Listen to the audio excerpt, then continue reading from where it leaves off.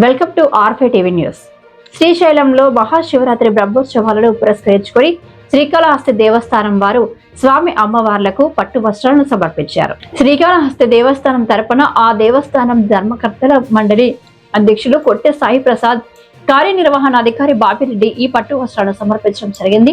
ఈ కార్యక్రమంలో శ్రీకాళహస్తీశ్వర స్వామి వార్ల దేవస్థాన ప్రధానోత్సకులు కరుణాకర్ గురుకుల్, సహాయ కార్యనిర్వహణాధికారి ఐఎన్వి మోహన్, పర్యవేక్షకులు నాగభూషణం, అర్చకులు, వేద పండితులు, సిబ్బంది పాల్గొన్నారు. ఈ సమర్పణ కార్యక్రమంలో ముందుగా ఆలయ రాజగోపురం వద్ద సాంప్రదాయాన్ని అనుసరించి ధర్మకర్తల మండలి అధ్యక్షులు పోతుకుంట రమేష్ నాయుడు, దేవస్థానం కార్యనిర్వహణాధికారి ఎం శ్రీనివాసరావు, అధికారులు, అర్చకులు, వేద పండితులు, శ్రీకాళహస్తి దేవస్థానం అధికారులకు స్వాగతం పలికారు. శ్రీకాళహస్తి దేవస్థానం అధికారులు మరియు వైదిక సిబ్బంది మేళ తాళాలతో ఆలయ ప్రవేశం చేసి వస్త్ర సమర్పణ చేయడం జరిగింది.